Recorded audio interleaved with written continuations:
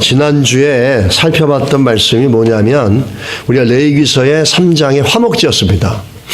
화목제는 우리가 예배의 종류가 5개가 있다 그러지 않았습니까? 번제 있고, 그 다음에 그 위에 소제 있고, 또 속제제, 속건제 있고, 마지막에는 이 화목제가 있습니다. 화목제는 다른 말로 말하면 또 화평의 복수이기도 합니다. 샬롬에. 그래서 지난주에 우리가 나눴던 말씀 중에 중요한 건 2가지가 뭐였냐면, 이 화목제라는 제사는 우리가 선택할 수가 있습니다. 드릴 수도 있고 안 드릴 수도 있습니다. 그 신앙의 깊이와 은혜의 깊이에 따라서 같은 상황이라도 감사할 수가 있고, 이 화목제를 드릴 수가 있고, 그렇지 않을 수도 있다는 겁니다. 또 한 가지는 이 화목제를 드리고 나서 감사 예물을 드리고 나면은 그 예물을 아침에 하루 만에 다 먹어야 됩니다. 근데 이 화목제로 드리는 제물들은 규모가 작지가 않습니다. 뭐 소제처럼 밀가루 조금 드리는 게 아니라 소 1마리, 양 1마리, 뭐 염소 1마리 그렇습니다. 우리가 어저께 지난주에 사진을 봤지만 그 당시에 중동의 양의 크기를 보지 않았습니까? 꼬리가 굉장히 깁니다. 그 꼬리에 엄청난 기름이 비축되어 있습니다. 그래서 양 1마리 잡아서 한 식구가 감사제로 하나님 앞에 화목제를 드리고선 그걸 하루에 다 먹는다는 건 불가능한 겁니다. 또 소를 잡았을 때 5명 되는 가족이 소를 1마리 잡았는데 그걸 내일 아침까지 다 먹어야 돼요. 이건 엄청난 고문이지 않습니까? 있을 수가 없는 거예요. 그 얘기는 뭐냐면 이웃을 다 불러다 먹이라는 겁니다. 여기저기 다 불러가지고 그 불러오는 사람 중에 누가 있냐면 자기의 원수도 있다라는 거예요. 자기가 싫어하는 사람도 있다라는 겁니다. 또 자기 돈 띄어먹고 도망간 사람도 있다라는 거죠. 이런 이상한 억울한 관계에 있는 사람들도 다 불러다가 그거를 먹임으로써 하나님 앞에 감사의 제사가 사람들 사이에 화합과 화평의 열매를 맺혀지는 겁니다. 그게 화목제였는데 그 중에서도 가장 중요한 게 뭐냐면 프리윌입니다. 자원해서 드리는 예배가 화목제라는 거죠. 자원하면서 예배를 드리고 자원하는 심령으로 그 같은 조건의 같은 상황이라도 어떤 사람은 불평할 수 있지만 어떤 사람은 그걸 갖고 감사함으로 나갈 수 있다는 겁니다.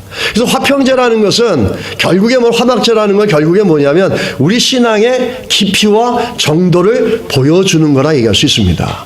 같은 상황인데 어떤 사람은 너무너무 감사해서 소를 바치는데 어떤 사람은 전혀 감동이 없어요. 우리 뭘 얘기하겠습니까? 그 감동을 갖고 감사를 갖고 드리는 사람의 그 영적 깊이가 분명하게 그렇지 않은 사람보다는 확연하게 드러나지 않겠습니까? 근데 그 화목제하고 비슷한 그 제사가 하나 또 있는데 그게 낙헌제입니다. 낙헌제는 영어로 말하면 free will offering입니다. 화목제는 well-being offering이라고 했지 않습니까? 이거는 free will입니다. 자원해서 의지적으로 드리는 감사의 제사입니다. 예전에 오마이뉴스 기자 중에 그 오마이뉴스는 약간 좀 반미적인 성향이 있는 신문입니다. 근데 그 오연호란 기자가 한국이 미국에 당할 수밖에 없는 이유란 저서를 썼습니다. 그 이유를 저서를 쓰게 된 배경은 한국에게 미국이 참 잘못한 게 많은데 미국을 좀 알아서 한국이 미국을 뛰어넘을 수 있기를 바란다는 마음에 미국을 취재하고 연구하게 됐습니다.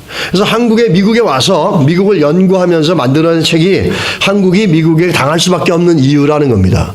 그 책에 보면 결정적인 포인트는 뭐냐면 한국이 미국을 이길 수 없는 게 뭐냐라고 할 때 그 기자가 쓴 내용 중에 하나가 뭐냐면 발렌티어라는 겁니다. 미국에는 자원봉사 정신이 있다라는 겁니다. 자원봉사 정신이 있어가지고 그 자원봉사하기 위해서 자기 시간을 드리고 자기 심지어는 재정을 드립니다. 자원봉사하기 위해서 며칠씩 가서 훈련을 받습니다. 그리고 와서 자원봉사로 시간을 드리고 삶을 드립니다.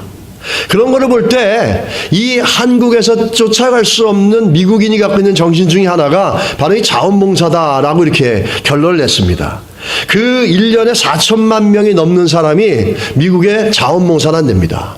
4천만이 넘는 사람이 자기가 있는 커뮤니티에서 봉사를 해서 커뮤니티를 섬기고 자기가 가지고 있는 달란트와 자기의 시간을 갖고 그 커뮤니티의 다른 사람들의 삶을 돌보는 겁니다. 이건 아름다운 삶이고 이건 복된 삶입니다. 이 자원봉사의 정신들이 있다라는 거죠. 근데 이 자원봉사라는 다른 말로 말하면 희생이지 않습니까? 내 시간을 드리고 내 돈을 드리고 때로는 내가 가장 소중히 여긴 것들을 나눠주는 겁니다. 이 자원봉사란 말은 희생이란 말인데 여러분 축복이란 blessing이란 단어를 보게 되면 어근을 쫓아 올라가면 이 blessing의 그 룻이 뭘로 나오냐면 blood입니다. 피입니다. 피의 동사인 bleed에서 나옵니다. bleed에서 blessing이 나온 거예요. 쉽게 말하면 피 흘림이 축복이라는 겁니다. 마치 이 블레싱이라는 단어 뒤에는 예수 그리스도의 십자가의 사건이 숨겨져 있는 것 같습니다. 예수께서 피 흘려서 죄를 위해서 피 흘려 죽으신 사건이 인류에게 축복이 됐다는 겁니다. 할렐루야. 이 자원봉사라는 것은 이런 희생이 달려져 있다는 거죠. 자기의 희생과 자기의 헌신을 갖고 나가서 그 희생을 통해서 누군가에게 축복이 되고 블레싱이 된다는 얘기입니다. 우리 이 낙헌제가 가지고 있는 가장 중요한 신앙의 교훈은 뭐냐면 자원함입니다. 이 신앙생활도 억지로 신앙생활했다가 자원하면서 신앙생활이 되어질 때 거기에 축복이 있습니다. 자원하면서 신앙생활하게 되면은 하나님 앞에 드리는 시간도 아깝지 않습니다. 물질도 아깝지 않습니다. 근데 억지로 드리게 되면 모든 게 아깝습니다. 억지로 봉사하면 그것처럼 힘든 게 없습니다. 나만 힘들면 괜찮은데 억지로 봉사하면 옆에 있는 이웃들도 힘들어집니다. 근데 자원해서 봉사하면은 나도 즐겁지만 내 주변에 있는 이웃들도 보는 사람들도 함께 기뻐지고 즐거워지는 겁니다. 이 자원함의 정신입니다. 낙헌제와 허벅제가 우리에게 주는 것은 우리의 신앙이 얼마나 자원하면서 하나님 앞에 나가고 있느냐를 갖다가 짚어주고 있다는 사실입니다. 제가 이제 신학교 다닐 때 우리 선배하고 얘기를 하는데 우리 선배가 이렇게 얘기하더라고요. 야, 네가 신학교 왔을 때는 어쩌면 너는 착출병으로 왔을지 몰라. 그런데 시간이 가면서 하나님이 너를 지원병으로 만들 수 있어. 자원병으로 만들 수 있어. 네가 정말 자원병이 되는 순간 하나님 내게 영광이 되지만 네 인생에는 엄청나게 복이 될 거다라고 하는 얘기를 해준 적이 있었습니다. 정말 예배 생활도 자원하는 마음으로 주 앞에 드리는 예배는 그건 축복이 됩니다. 자원해서 내 시간을 드리고 블리딩을 하면서 나와서 하나님 앞에 드릴 때 그것이 블레싱이 된다는 사실입니다.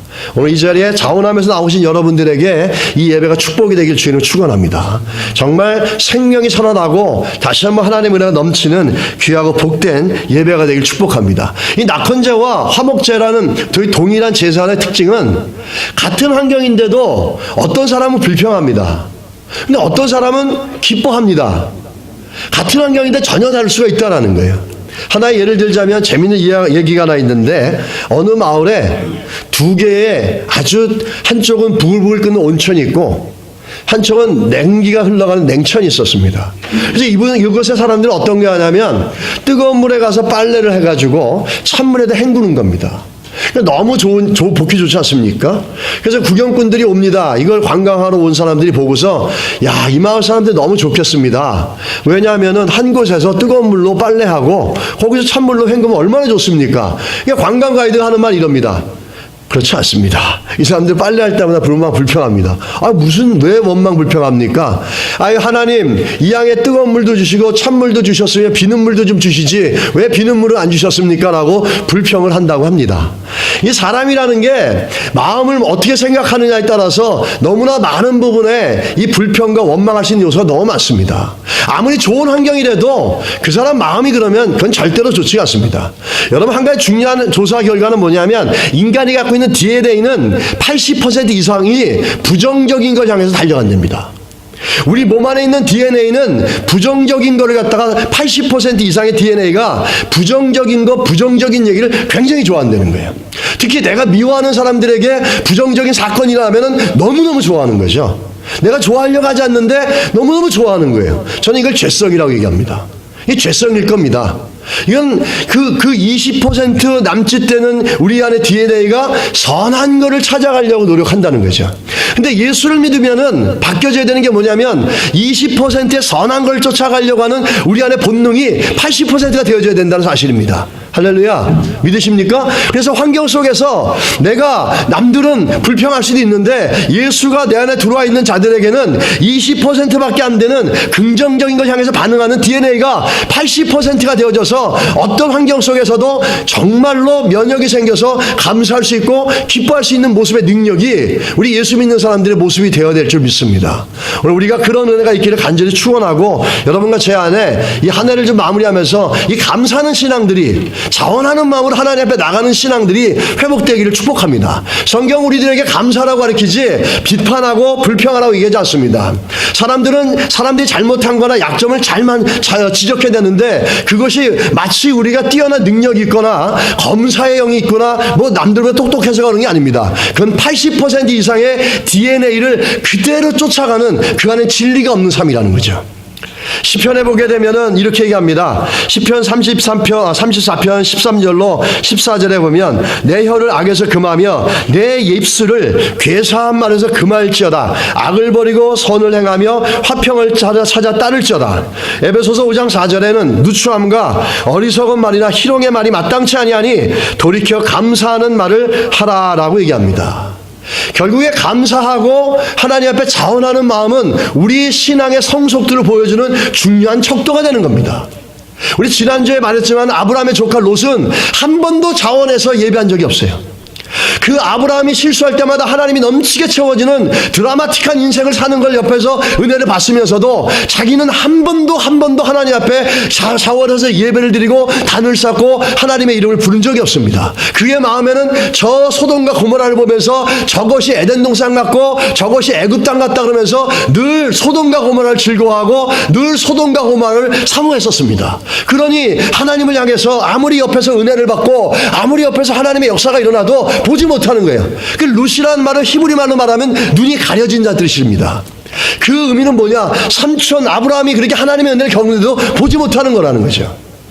우리는 그러한 모습에서 벗어나야 될 줄 믿습니다. 진리가 들어오게 되면은 80%의 부정적인 DNA가 긍정적으로 바뀌어져서 우리 삶 가운데 감사할 수 있는 은혜들이 더 많아질 수 있고 감사할 수 있는 모습들이 더 풍성하게 우리에게 보여져야 될 줄 믿습니다. 이 감사는 중요한 신앙의 척도이기도 하지만 영적 전쟁에 너무너무 중요한 무기입니다. 중국에서 오랫동안 선교 사역을 하셨던 헨리 프로스트라는 미국 선교사분이 계십니다. 중국에 있는데 그 고향에서 비보가 들려온 겁니다. 그 아픈 소식 때문에 몹시 힘들어하고 절망하고 낙심하고 있었습니다. 깊은 영적인 디프레션에 빠져 있었습니다. 그런데 그때 상황을 이분이 기록할 때 이렇게 얘기합니다. 내 영혼에 검은 그림자가 드리워졌고 아무리 기도해도 그 흑암의 그림자는 거두어지지 않았습니다. 마음이 슬프고 좌절하고 우울하고 고통스럽습니다. 그런 상태였는데 어느 날 선교본부에 갔는데 선교본부 담벼락에 이런 글이 써 있었습니다. Try Thanksgiving. 감사를 해봐라 라는 겁니다. 그 문구를 보는 순간 마음이 뜨거워지고 감사를 하겠다라는 생각이 들고 그 땡스기빙 감사를 드리기 시작했다는 겁니다. 그러면서 그 어두웠던 영적인 침체와 절망과 낙심의 시간들을 갖다가 극복할 수 있었다라는 자기의 고백들을 써내는 것들을 봤습니다. 여러분 어렵고 힘들 때일수록 우리가 더 감사해야 되고 절망의 요소가 더 다가올 때도 자원함으로 감사해 나가는 것은 환경에 상관없이 우리 안에 있는 진리를 따라가는 우리의 영적인 본성입니다. 정말 진리가 있다면 그렇게 따라가야 된다는 것이라는 거죠. 우리 가운데 그런 은혜가 있기를 주님의 이름으로 축복합니다. 이 낙헌제는 그런 우리의 자기 의지, 그런 믿음의 의지로 하나님 앞에 기쁨으로 드려지는 제사를 얘기해 주는 겁니다. 낙헌제의 그 뜻들을 보게 되면 히브리어로 호로 반토다라고 하는 그 의미를 갖고 있다, 읽는데 자원에서 기쁨으로 드리는 제사라는 겁니다. 낙헌제는 사실 하나님의 형상으로 만들어진 여러분과 제가 구원받아서 우리 안에 있는 하나님의 형상으로 온전히 회복되어지는 그 아름다운 모습 중에 한 가지가 뭐냐면 하나님을 찬양하고 하나님을 기뻐하는 겁니다. 웨스트민스터 신앙고백의 1조에 뭐라고 나와 있냐면 하나님을 기뻐하고 영원토록 그를 즐거워하는 것이 인간의 첫째 목적이라는 겁니다. 하나님의 형상으로 지어진 우리가 죄로 말미암아 그 형상이 파괴되어졌습니다. 근데 예수 그리스도로 말미암아 그 형상이 회복되어진 형상의 모습이 나타나는 가장 중요한 척도가 뭐냐면 하나님을 자원하고 하나님 앞에 자원해서 기뻐하고 감사하는 모습이라는 거죠. 이 기쁨과 감사의 모습은 우리 하나님의 형상이 회복되어지는 모습입니다. 이 낙헌제의 특징은 여러분도 잘 아시겠지만 오늘 본문에 읽었지만은 시편 54편 6절에 읽었던 것처럼 내가 낙헌제로 주께 제사하리이다. 여호와의 주의 이름에 감사하오리니 주의 이름이 선하십니다. 낙헌제는 제물을 드리지 않습니다. 물론 나중에 드립니다. 근데 낙헌제의 특징은 뭐냐면 입술의 고백과 마음의 고백으로 예배하는 게 낙헌제입니다. 낙헌제의 유일한 제물은 뭐냐면 내 마음의 고백과 내 입술로 하나님 앞에 드리는 내 중심을 드리는 제사라는 겁니다. 같은 어떤 제물보다도 하나님께서 가장 소중하게 여기고 귀하게 받는 제물은 우리 마음의 중심의 고백일 줄 믿습니다. 그래서 낙헌제로 예배한다는 것은 내 마음의 중심이 하나님을 사모하고 내 마음의 중심이 하나님만 사모하고 하나님만 간구하고 하나님만 갈망하고 있다라는 그 깊은 믿음의 고백이 담겨져 있다는 겁니다. 우리 낙헌제가 우리에게 주는 놀라운 하나의 또 축복은 뭐냐면 우리의 마음의 중심이 어디 있냐라는 거죠. 지난주에 우리가 봤던 레위기 3장에 보게 되면 14절로 15절에 보면 내장에 덮은 기름과 모든 기름과 두 콩팥과 간을 하나님 앞에 태워드립니다. 그것을 우리는 뭐라고 하냐, 히브리 사람들은 그 5장 6보 4장을 표현할 때 우리 인간의 마음의 중심을 얘기한다 그랬습니다. 그래서 결국은 예배는 우리 마음의 중심을 하나님 앞에 태워드리는 겁니다. 얼마나 물질을 드리느냐 그건 중요한 게 아닙니다. 우리의 마음의 중심을 하나님 앞에 태워드리는 거죠. 낙헌제가 가지고 있는 것은 뭐냐면 아무런 재물이 필요 없고 오직 내 안에 있는 마음의 중심이 하나님 앞에 자원함으로 나가고 있고 하나님만 갈망하고 있는 자들이 드릴 수 있는 유일한 예배라는 겁니다. 그 마음의 중심을 쏟아내는 겁니다. 예배를 드릴 때 우리가 다른 어떤 걸로 드리는 게 아니라 우리 마음의 중심이 하나님 앞에 태워져 드려야 되고 우리 마음의 중심이 하나님으로 채워져 있는 것을 고백해 나가는 것이 이 낙헌제의 특징이라는 겁니다. 오늘 그 성탄절로 맞이하고 이 낙헌제의 말씀과 연결시켜서 하는 것은 우리가 한번 다시 살펴보는 것은 우리 심령과 우리 생각과 우리 마음의 중심에 무엇이 있느냐를 한번 점검해 보셨으면 좋겠습니다. 그래서 정말 내 마음의 중심에 하나님이 있다면 우리 하나님을 향해서 자원하며 나가는 모습들이 나타나져 있어야 된다는 사실입니다. 우리 마음의 중심에 하나님이 있으시고 그분만 바라보시는 믿음의 은혜가 있기를 주의 이름으로 축복합니다. 낙헌제를 잘 드린 인생이 있었어요. 그 인생이 누구냐면 다윗입니다. 오늘 우리 시편 54편 6절은 다윗의 고백입니다. 이 다윗이 낙헌제를 기뻐하면서 감사하면서 하나님 앞에 드렸습니다. 근데 낙헌제를 드리는 것은 유대 사람들이 기쁘고 즐거울 때 드리는 예배입니다. 근데 지금 다윗의 삶은 즐거운 삶이 아니에요. 시편 54편 이 배경은 다윗이 즐거워할 수 있는 상황이 전혀 아닙니다. 사울이 장차 왕이 될 다윗이 미워서 죽기까지 다윗을 쫓아다닙니다. 다윗이 그래서 이전에 유다 광야에서 도망을 가게 되면서 외롭게 숨겨져 있습니다. 거기서 이쪽 저쪽을 쫓겨다니면서 언제 죽을지 모르고 또 언제 자기가 사울에게 걸릴지도 모르는 정말로 위태롭고 두려움과 공포에 가득 찬 시간들이었습니다.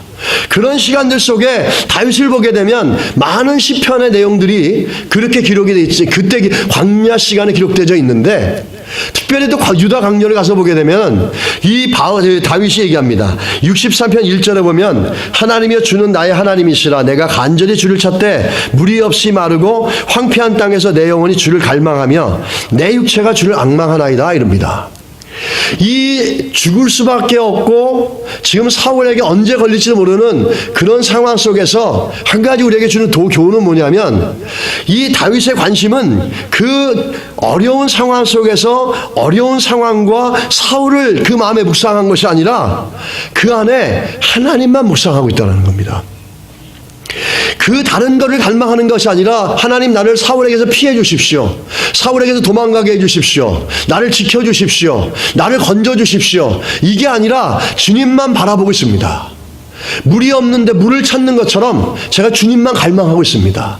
내 안에는 이 공포와 두려움에 찌들리지 아니하고 오직 주님만 갈망하고 있고 주님만 바라보고 있습니다. 이 고백을 광야 속에서 그 위기 속에서 다윗이 지어냈다는 겁니다. 우리가 문제를 만나게 되고 어려움을 만나게 되면 문제를 묵상하고 또 어려움을 묵상하게 되고 상처를 준 사람이 있으면 상처 준 사람을 묵상하는 게 우리에게 태반 일입니다. 그게 자연스럽습니다. 그렇지만 다윗은 그럴 수 있는 상황에 그런 것들을 묵상하지 않고 하나님만을 묵상했습니다. 하나님을 너무너무 갈망했고 하나님을 너무너무 그리워했고 내 영혼이 주를 갈망하며 내 육체가 주를 악망하나이다. 그러면서 다윗은 시편에 이렇게도 얘기하죠. 내가 주를 너무너무 갈망하다 내 육체가 지치고 피곤합니다. 그럽니다. 정말로 간절히 하나님을 찾고 간절히 하나님을 바랐다는 겁니다. 그것도 어떤 상황이었냐면 죽을 수밖에 없는 위기 상황 속에 그 죽음의 위기라든지 환경이라든지 문제를 묵상한 게 아니라 하나님을 갈망했다라는 거죠. 여러 가지 의미가 있습니다. 결론적으로 보면 그렇죠. 하나님만이 이 상황을 해결할 수 있습니다라는 거죠. 그런 유다 강야에서 그렇게 또 쫓겨서 언론에 하면 십강야로 옵니다. 십강야에 와서 하갈라 산 습속 요새에 숨겨져 있습니다. 근데 그 하갈라 산 그 숲 요새에 십강야에 사는 사람들이 다윗이 거기 숨어 있는 걸 알고서 사울에게 과잉 충성을 합니다. 사울에게 가가지고 다윗이 어디에 있는지를 알려줍니다. 그래서 사무엘상 23장 19절로 20절에 보면 이 10사람들이 다 사울을 찾아가는 모습이 나옵니다. 그때에 10사람들이 기브아에 이르러 사울에게 나와 이르되 다윗이 우리와 함께 광야 남쪽 하길라산 숲을 요새에 숨지 아니하였나이까. 그러하온즉 왕은 내려오시기를 원하시는 대로 내려오셔서 그를 왕의 손에 넘길 것이 우리의 의무이니라 그랬습니다. 누가 하라고 얘기하지도 않았습니다. 다윗이 이들에게 상처를 준 적도 없고 손해를 준 적도 없고 사울이 해달라고 하지도 않았습니다. 그런데도 불구하고 이 사람들이 사울에게 가서 다윗을 찾아주는 것은 우리의 의무 아니겠습니까? 이렇게 얘기하면서 사울에게 사실은 아부하는 거죠. 지금 사울의 권력의 핵심자인 사울에게 잘 보이려고 노력합니다. 이 다윗의 인생은 또 한 가지로 보게 되면 날마다 많은 사람들에게 배신을 연속적으로 받았어요. 그래서 시편 기자에 보면 떡반죽 그릇을 나눴던 내 동무가 발뒤꿈치로 나를 차고 갔다 이렇게 얘기합니다. 수없이 배신과 배반을 갖다가 한두 번 당한 게 아니라 지속적으로 당한 것이 이 다윗의 삶입니다. 이유도 없이 도망 다녀야 됐고 이유도 없이 사람들에게 미움받아야 됐고 또 이렇게 주변에 있는 사람들은 다윗을 끊임없이 배신해 갔습니다.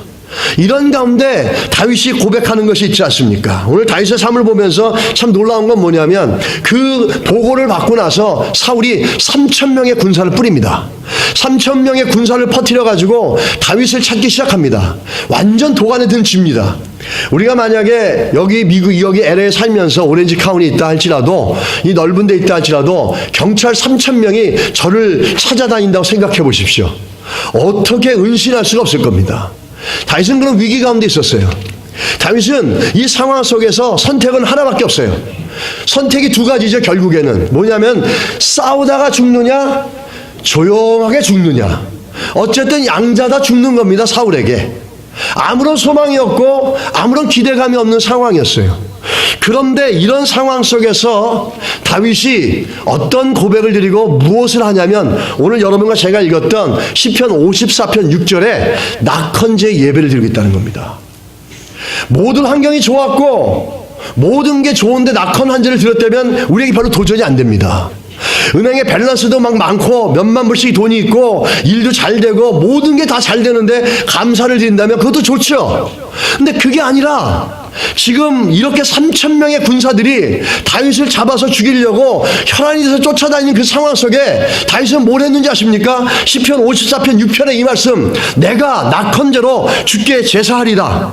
여호와여 주의 이름에 감사하오리니 주의 이름이 선하심이니라 이렇게 얘기합니다. 하나님은 끝까지 선하시다는 겁니다. 자기가 이런 상황에 몰렸는데도 하나님은 선하시오니 내가 나의 제 낙헌제로 하나님 앞에 나의 프리윌, 나의 이 프리윌 오퍼링을 드립니다. 내 의지와 마음을 다해서 하나님 앞에 감사, 이 감사는 영어에 보면 프레이즈라 나옵니다. 찬양을 드립니다. 기쁨으로 하나님을 높여드립니다. 감사합니다. 찬양합니다. 이렇게 나온다는 거죠. 만약에 모든 환경이 잘 돼가는데 이런 예배를 드리고 이런 찬양을 드렸다면 여러분과 제가 이렇게 오늘 수천 년이 지난 이 시간에 다윗의 삶을 다시 살펴볼 필요가 없습니다. 근데 그렇지 않은 상황이었다는 거죠. 3,000명이라는 사람 6,000개의 눈이 다윗을 쫓고 있었습니다. 죽을 수밖에 없는 상황이었는데 마지막까지 하나님은 선하시다는 겁니다. 그래서 내가 낙헌제를 드립니다. 감사의 예배를 드립니다. 찬양합니다. 참 이걸 보면서 이 낙헌제의 제사를 드리는 이 다윗의 심정을 조금이나마 우리가 느낄 수 있다면 큰 축복이 될 줄 믿습니다. 어쩌면 다윗은 이럴 수도 있었어요. 나의 의지와 생각을 다 하나님 모아가지고 하나님을 찬양하기로 결정합니다. 왜? 하나님은 선하신 분이기 때문에. 어쩌면 이거 하나님의 다윗의 영적 자존심일 수도 있는 거예요. 내가 하나님을 진리로 섬기고 있고 하나님만이 이 생사화복을 주관하고 있고 이 온 인류를 만들었고 나를 죽이시고 나를 살리시는 분이 하나님이시라는 거죠. 그렇기 때문에 이 상황이 되더라도 내가 사울 때문에 하나님 앞에 불평하지 않겠다라는 겁니다. 어쩌면 이 다윗의 좀 우리가 이해할 수 있는 쉬운 얘기를 하자면 영적 자존심 같은 걸 수 있습니다. 내가 진리를 믿고 있는데 이까짓 것 때문에 두려워하고 내가 내 안에 진리가 있는데 이것 때문에 절망할 수 있겠냐? 이 영적 자존심 같은 겁니다. 나는 마지막까지 죽어도 사울이라는 존재 때문에 하나님을 불평하고 죽지 않겠다라는 겁니다. 내가 사울이라는 것 때문에 하나님을 불평하고 하나님 원망하지 않겠다라는 거죠. 끝까지 하나님을 선하시고 찬양하고 감사하겠다라는 겁니다. 우리는 이 다윗의 이 모습을 보면서 상당히 도전을 받습니다. 여러분 삶이 어떨지 모르겠지만 다윗이 가졌던 이 신앙의 모습이 우리들에게 새로운 교훈으로 다가오고 또 본받을 수 있는 모습이 되어진다면 좋겠습니다. 그렇게 된다면 우리가 어떤 가운데서도 하나님을 경외하고 감사하는 삶이 될 줄 믿습니다. 이 감사의 찬양은 항상 드라마틱한 결과를 만들어냅니다. 대표적으로 성경에 보면 여호사밧을 보면은 역대하 20장 20절로 23절에 보면 이렇게 얘기합니다. 이에 백성들이 아침에 일찍 일어나서 드고와 들러 나가니라. 나갈 때 여호사밧이 서서 이르되 유다와 예루살렘 주민들아 내 말을 들을지어다. 너희는 너희 하나님 야훼를 신뢰하라. 그리하면 견고히 쓰리라. 그의 선지자들을 신뢰하라. 그리하면 형통하리라 하고 백성과 더불어 의논하고 노래하는 자들을 택하여 거룩한 예복을 입히고 군대 앞에서 행진하며 야훼를 찬송하여 이르기를 야훼께 감사하세 그의 인자하심이 영원하도다 하게 하였더니 그 노래와 찬송이 시작할 때 야훼께서 복병을 두어 유다를 치러 온 암몬 자손과 모압과 세일산 주민들을 치게 하심으로 그들이 패하였으니 곧 암몬과 모압 자손이 일어나 세일산 주민들을 쳐서 진멸하고 세일 주민들을 멸한 후에는 그들이 서로 쳐 죽였더라. 이 여호사밧은 중과부족의 적을 만나서 질 수밖에 없고 죽을 수밖에 없는 위기입니다. 근데 맨 앞에 찬양대를 세우고 그들이 찬양하면서 여호와의 선하심을 찬양하고 여호와의 선하심을 감사하기 시작합니다. 그때에 어디에 숨겨놨는지 모르지만 하나님의 복병이 엠부시가 나와서 그들을 다 진멸해버립니다. 어떻게 보면 하나님은 우리가 감사하고 하나님의 선함을 마지막까지 신뢰하고 마지막까지 신뢰하면서 그 위기 속에서도 감사하는 신앙의 모습을 볼 때까지 하나님께서 역사하지 않는지도 모르겠습니다. 그 신앙의 모습을 보자 하나님이 일하시기 시작했다는 거죠. 저는 이걸 보면서 가끔가다 하나님이 성경에 보면 우리의 믿음을 시험할 때가 있지 않습니까? 이 시험에 나가는 것을 모습을 볼 때 정말 그 시험을 할 때 그 하나님 원하는 모습의 분량으로 우리가 믿음을 반응해 나갈 때 하나님 기뻐해 주시고 인정하십니다. 감사도 마찬가지라는 거죠. 하나님이 정말 우리에게 보고자 하는 거죠. 하나님 보시고자 하는 그것이 감사인데 그 위기 속에 찬양하며 나가는 이들을 보면서 하나님이 시작합니다. 일하기 시작한다는 거죠. 이 감사의 찬양의 예배는 항상 드라마틱한 역사가 있습니다. 이뿐만 아니라 제가 얼마 전에 읽었던 간증집에 이런 것들이 있습니다. 미국의 한 사업가인데 이런 간증을 합니다. 자동차 사고로 외동딸이 그 정신병원에 입원하게 됩니다. 자동차에 부딪혀서 뇌가 손상이 돼가지고 정신병을 앓게 됩니다. 3년 동안 매번 주기적으로 찾아가서 딸을 병문안하고 오는데 3년 된 어느 날 딸을 병문안하고 내려가는데 자기 삶과 지금 상황이 너무 안타까워서 차를 갓길에 세워놓고 통곡을 하고 울었답니다. 통곡을 하고 우는데 자기 안에 들려오는 하나님의 성령의 음성 같은 게 있더래요. 그게 뭐냐면 내 딸이 자동차 사고 나서 뇌 손상을 받아 미친 것 같은데 너 그것 때문에 감사해 본 적이 있느냐라는 음성이래요. 그러니까 화가 나서 되물었답니다. 아니 우리 딸이 사고 나서 뇌 손상을 입어 미쳤는데 그것이 뭐가 감사합니까? 그러자 그 마음에 들려온 하나님의 음성이 뭐였냐면 그 사건 자체가 감사한 것이 아니라 하나님이 같이 계시고 하나님이 돌볼 수 있다는 것을 생각하고 내가 감사했으면 감사를 통해서 내가 역사할 수 있었을 텐데 항상 원망하고 불평하고 탄식했으므로 그것이 너와 나의 장벽이 되어서 내가 너의 딸을 도와줄 수 없었다라는 겁니다. 이 감사할 때 하나님 일하신다는 얘기입니다. 믿으십니까? 할렐루야. 우리 감사할 때 하나님 일하십니다. 그러자 이 아버지가 크게 회개했습니다. 그리고 이렇게 기도합니다. 하나님, 내 딸이 사고 나서 정신병원에 입원해서 3년 동안 있었던 것에 감사하게 생각합니다. 하나님 아버지께서 저를 회개시켜 주시고 감사합니다. 우리 딸로 인해서 겸손하게 되어지고 하나님을 더 신뢰하게 되고 하나님을 나 만나주시고 감사합니다. 이렇게 감사하면서 회개합니다. 그리고 눈을 뜨고 이제 눈물을 그치고 그 병원으로 들어왔습니다. 그런데 이 병원에 들어오자 의사들이 아버지를 보면서 다가와서 놀라서 하는 말이 당신 딸에게 놀라운 기적이 일어났습니다. 지금까지 정말 정신이 오락가락하고 왔다 갔다 했던 사람인데 오늘 아침부터는 사람을 알아보기 시작했고 아버지를 찾기 시작했습니다. 그래서 아버지가 딸을 만나니까 딸이 하는 말이 아버지 내가 왜 여기 있는 겁니까? 라고 그러면서 이제 집에 가야 되겠습니다 하면서 아버지를 알아보기 시작하면서 자기 상황을 인식하기 시작했다는 겁니다. 참 이 절대절명의 낙헌제 예배를 드렸던 다윗의 삶 가운데도 그 감사의 예배가 아주 드라마틱한 결과를 만들어냅니다.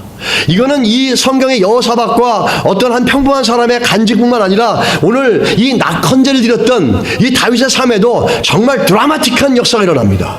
그 사무엘상 23장 27절로 28절에 보면 이렇게 하나님 앞에 제사를 드리고 감사하고 찬양한 이후에 어떤 역사가 나타나는지를 보여줍니다. 사무엘상 23장 27절로 28절에 보면 이렇게 나옵니다. 전령이 사울에게 와서 이르되 급히 오소서 블레셋 사람들이 땅을 침노하나이다. 이에 사울이 다윗 뒷쫓기를 그치고 돌아와 블레셋 사람을 치러 갔으므로 그것을 셀라 하마 느곳이라 칭하니라 이랬습니다. 그 다윗을 죽이려고 했던 그곳에서 다윗을 죽이려고 찾는 걸 그치고 떠나가는 그 장소의 이름을 셀라 하마 느곳이라고 히브리어로 얘기하는데 이거는 영어로 말하면 이런 거예요. The Rock of Escape입니다. 구원의 반석이라는 겁니다. 다윗이 낙헌제로 예배드리고 정말로 그 위기 속에서 마지막까지 하나님은 선하시다라고 찬양하고 감사하며 예배드렸는데 하나님께서 일하셔서 사울이 더 이상은 다윗을 체이스할 수가 없는 겁니다. 블레셋이 쫓아 들어와가지고 빨리 가서 블레셋을 막아야 되는 거예요. 아주 반전이 일어나는 겁니다. 환경이 바뀌어져 버린 겁니다. 놀라운 거라는 거죠. 그러면서 그곳에 갔다가 성경은 뭐라고 하냐면 살라 하마 느고 The Rock of Escape 구원의 반석, 이 다윗이 탈출할 수 있었던 반석, 이 반석은 하나님을 상징합니다. 하나님이 구원자가 되어졌고 하나님이 다윗을 구원했다라는 겁니다. 언제? 낙헌제에 자원하는 감사의 예배의 결과라는 거죠. 제가 이 말씀을 준비하면서 한 가지 생각나는 옛날의 과거의 그 일이 생각이 나는데 군대를 제대하고선 신학교를 이제 복학을 했는데 우여곡절 끝에 복학을 했습니다. 했는데 그 학비를 마련해야 되는데 장학금을 안 받으면 이 학교를 다니기 어려운 거예요. 근데 장학금을 주는데 참 재밌는 게 어느 학기에는 3등까지 주고 어느 학기에는 5등까지 주는 겁니다. 근데 제가 기도하기는 하나님 제가 3등이 되면은 딱 어떤 환경에 either way 나는 장학금을 받을 수 있지 않겠습니까? 했는데 공부를 잘 못해가지고 5등이 됐습니다. 그러니까 5등이 굉장히 아주 비운의 자리입니다. 5등을 해가지고 재수가 좋으면 운이 좋으면 어쩔 때는 장학금을 받고 운이 안 좋으면 3등까지 주는 거예요. 그래서 딱 했는데 기도를 했죠. 하나님 5등까지 주게 해주십시오. 참 왜 그런 제도가 있었는지 모르겠어요. 근데 5등까지 주게 해주십시오 했는데 딱 이거 광고가 났는데 보니까 이번 학기는 3등까지 성적 장학금을 주겠습니다. 그러는 거예요. 너무 낙심한 거예요. 이게 이제 학기가 이제 방학 때 방학하기 전에 학교에 갔다가 그 소식을 이제 봅니다. 그리고 들어왔어요. 이번 학기는 안 되겠구나. 낙심하고 절망하고 불평하고 있었습니다. 근데 제가 중등부 교사였는데 그 중등부 교사 선생님들끼리 매일 모여서 저녁 때 철야 기도하고 그랬었어요. 그래서 제가 같이 나갔는데 그날 이제 기도하러 갔어요. 기도하는데 제가 이제 그 얘기를 했습니다. 선생님들한테. 다 나이가 많으신 분들이에요. 제가 이래 했는데 5등이 돼가지고 3등까지 장학금을 준다 그래서 요번에 못 받습니다. 저 못 받으면 이제 학교 못 갑니다. 이제 막 그렇게 얘기를 했어요. 했더니 그러면서 제가 원망을 하고 짜증을 내고 막 좀 불평을 하고 있는데 어떤 선생님이 그러더라고요. 유 선생, 했더니 어떻게 알아? 오늘 감사하면 기도하면 내일 아침에 바뀔지 모르잖아. 그러더라고요. 근데 딴 때 같으면 그 얘기를 우습게 넘길 텐데 그 얘기가 굉장히 설득력이 들리는 거예요. 그래서 아멘. 그러고 밤새도록 기도했습니다. 하나님 바뀌게 해주십시오. 바뀌게 해주십시오. 그리고 그 다음날 학교를 갔어요. 학교 가서 딱 앉았는데 제가 앉았던 이게 수업이 있는데 그 옆에 보면은 게시판이 있었어요. 바로. 옛날에는 광고 상황을 다 대잡으로 이렇게 붙이지 않았습니까? 그래서 이렇게 딱 보니까 누가 학교 직원이 나와서 그 광고판을 문을 열어가지고 거기다가 뭘 뜯어내고 하나 붙이는 거예요. 느낌이 이거 기도 응답인 것 같다. 이런 생각이 드는 거여서 잠시 화장실 가는 척하고서 가가지고 봤더니 아니야 다를까 이번 학기는 5등까지 주겠다 바뀐 겁니다. 그래서 와 대단하네. 그래서 제가 그때 항상 제 어려울 때마다 생각하는 간증 중에 하나인데 하룻밤 사이 바뀌어버린 거예요. 그분이 그렇게 말씀해 주신 겉면이 하나님 음성 같았어요.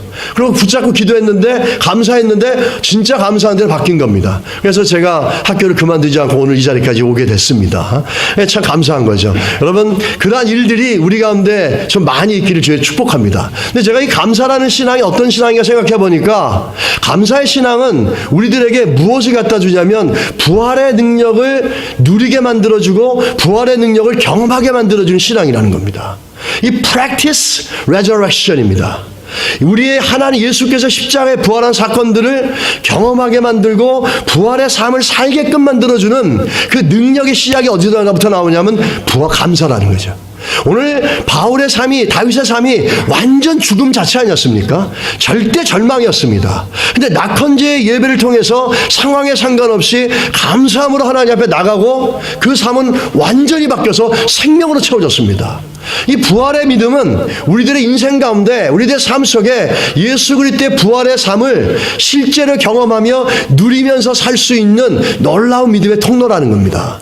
여러분과 제 안에 그렇게 감사함으로 부활의 능력들을 많이 경험해 가시는 감사, 낙헌제에 자원하는 심령들이 되시기를 주 이름으로 축원합니다. 할렐루야. 그래서 오늘도 이 한 해가 마무리되기 전에 우리가 안에 감사하지 못했던 것들 우리 마음의 중심이 어딘지를 살펴보시고 하나님께서 우리 심령을 지배하시기를 주의 이름으로 축복합니다. 같이 한번 이 시간 기도하겠습니다. 이 시간 기도하는데 한번 오늘 말씀처럼 하나님 자원함으로 하나님 앞에 나가는 믿음이 되게 해주십시오.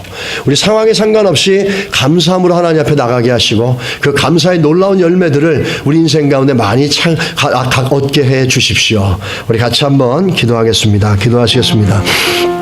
하나님 아버지 감사합니다. 오늘 하나님을